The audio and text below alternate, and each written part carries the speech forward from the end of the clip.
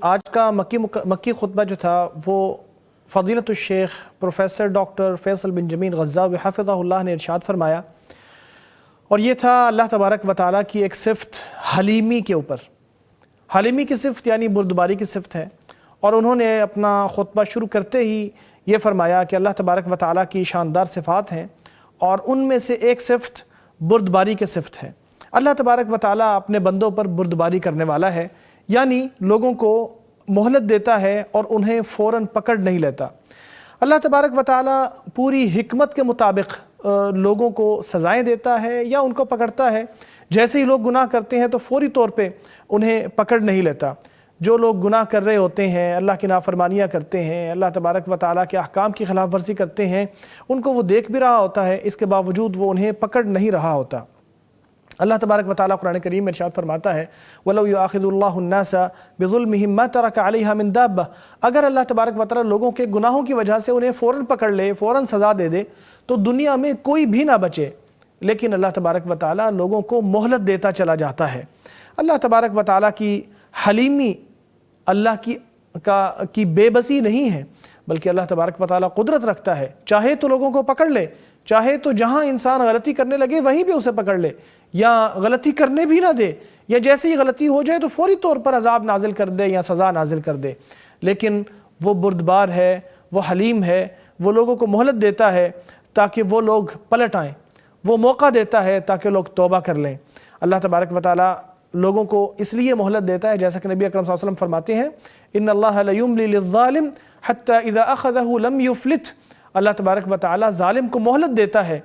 تاکہ جب اسے پکڑے تو پھر اس کی پکڑ شدید ہو، تاکہ جب اسے پکڑے پھر وہ چھوٹ نہ پائے۔ اللہ رسی ڈھیلی کرتا چلا جاتا ہے، یہاں تک کہ جب وہ رسی کو ٹائٹ کرتا ہے تو پھر کوئی اس سے چھوٹ نہیں پاتا۔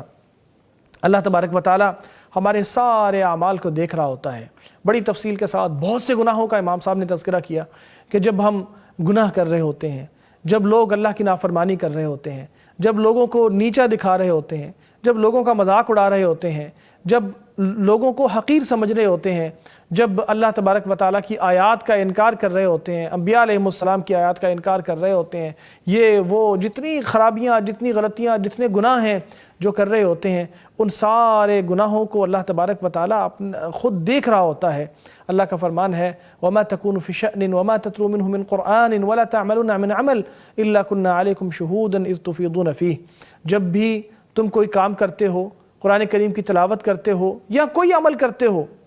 تو اللہ تبارک و تعالیٰ گواہ ہوتا ہے اس عمل کا جو لوگ کر رہے ہوتے ہیں، اگرچہ وہ سارے کاموں کو دیکھ رہا ہوتا ہے مگر وہ صبر کرتا ہے۔ اس لیے نبی اکرم صلی اللہ علیہ وسلم نے فرمایا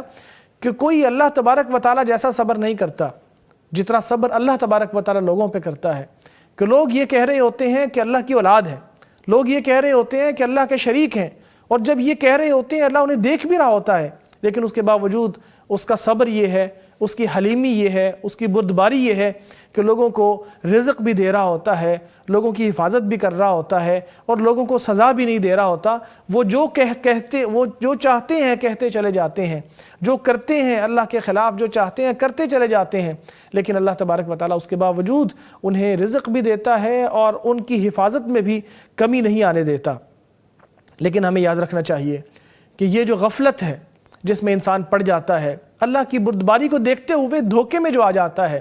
کہ ہم گناہ کرتے ہیں اللہ نہیں پکڑتا،